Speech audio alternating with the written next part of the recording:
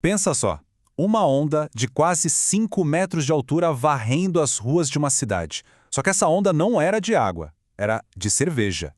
E ela não só destruiu prédios, como deixou um rastro de morte. Parece história de filme, né? Mas em 1814, isso aconteceu de verdade, bem no coração de Londres. Pois é, vamos tentar entender isso melhor. Essa citação já nos joga direto no meio do caos, né? Era basicamente um tsunami de cerveja quente, ainda fermentando, uma força bruta com poder suficiente para derrubar a parede e arrastar tudo o que via pela frente. Então, fica a pergunta: como é que um rio de cerveja conseguiu matar 8 pessoas no meio de Londres? É que não foi um acidente qualquer, sabe? Foi uma combinação, nossa, super bizarra de avanço industrial, de pobreza extrema e, claro, de uma sequência de eventos que deu tudo errado.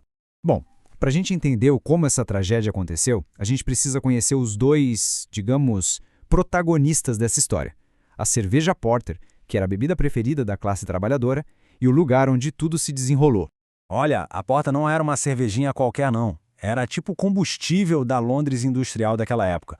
E para dar conta de tanta gente querendo beber, as cervejarias começaram a construir tanques de fermentação gigantescos, verdadeiros monstros de madeira e ferro. É uma quantidade que, sério, é difícil até de imaginar. A gente está falando de mais de 1 milhão de litros de cerveja despejados de uma vez só.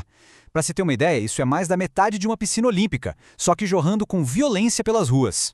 E é aqui que está o ponto central da história. Pensa só no contraste. De um lado, a gente tinha a cervejaria Horseshoe, toda imponente, um símbolo do poder da engenharia da época, e do outro lado, literalmente colado nela, ficava a favela de St. Giles, um lugar de muita miséria, super vulnerável, onde famílias inteiras viviam amontoadas em porões.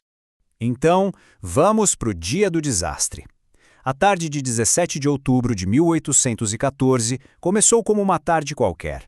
Mas, como a gente vai ver agora, em questão de uma horinha, a catástrofe se tornou inevitável. E o mais trágico de tudo é que teve um aviso, sabe? Um daqueles anéis de metal gigantes que seguravam o tanque simplesmente se soltou e caiu. O funcionário viu, correu para avisar o chefe, mas o chefe nem ligou. Diz que aquilo acontecia sempre. Uma hora depois, a pressão da cerveja fermentando foi forte demais para a estrutura que já estava comprometida. E aí, não foi só um tanque que estourou. A explosão inicial foi tão violenta, mas tão violenta, que criou um efeito dominó, derrubou uma parede inteira, que atingiu outros tanques, que também arrebentaram, liberando ainda mais cerveja quente em cima do bairro. E aí já dá para imaginar o estrago. Para aquelas casinhas frágeis de St. Giles, que não tinham nem esgoto direito, essa onda foi simplesmente devastadora. A cerveja invadiu os porões onde as famílias moravam, enchendo tudo em questão de segundos. Não tinha para onde correr. Agora, a gente precisa parar um pouco para dar um rosto a essa tragédia. Foram 8 vidas perdidas. 3 crianças bem pequenas, uma adolescente e 4 mulheres. Pessoas como a Mary Mulvey e o filho dela, o Thomas, de só 3 aninhos, e isso é terrível, as pessoas que estavam num porão pro velório de uma outra criança e acabaram tendo o mesmo destino. Bom, depois do choque inicial, do resgate, do caos, começou a busca por respostas, por justiça. Mas a resposta que o sistema deu foi, para dizer o mínimo, revoltante. O veredito oficial foi esse: morte por acidente e infortúnio. Basicamente, o desastre foi considerado um ato de Deus. Ninguém foi culpado. A empresa foi considerada inocente de qualquer negligência, mesmo com aquele aviso sobre o anel de ferro que foi totalmente ignorado. E é aqui que a coisa fica ainda mais absurda.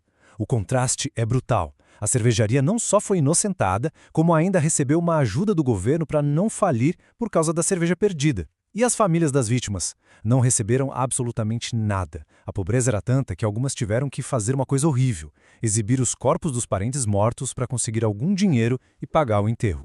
Então, a justiça para as vítimas nunca veio. Mas, por mais bizarro que pareça, essa tragédia não passou totalmente em branco. Ela acabou deixando um legado bem inesperado para a indústria da cerveja. É isso. Mesmo sendo chamado de ato de Deus, o evento meio que forçou uma mudança na indústria. A tragédia deixou bem claro que aqueles tanques gigantes de madeira eram perigosos demais. Aos pouquinhos, eles foram sendo trocados por tanques de concreto, que eram bem mais fortes e seguros. E a cervejaria? Bom, ela foi reconstruída e continuou funcionando por mais de 100 anos, até 1922. Hoje em dia, se alguém passar por lá, em Londres, vai encontrar um teatro no lugar. É um dos poucos lembretes físicos de onde essa tragédia toda aconteceu. No fim das contas, fica uma reflexão, né? É fácil a gente olhar para essa história só como uma curiosidade bizarra da história, mas ela também serve como um alerta sobre o perigo que acontece quando o progresso, a inovação, ignoram a segurança e o bem-estar das pessoas mais vulneráveis. Uma lição que, se a gente parar para pensar, continua muito relevante hoje em dia. E aí, que outra história inacreditável a gente deveria destrinchar aqui? Deixem as sugestões aí nos comentários, beleza? E claro, se curtiram essa análise, não esqueçam de se inscrever no canal para não perder as próximas. Valeu e até a próxima!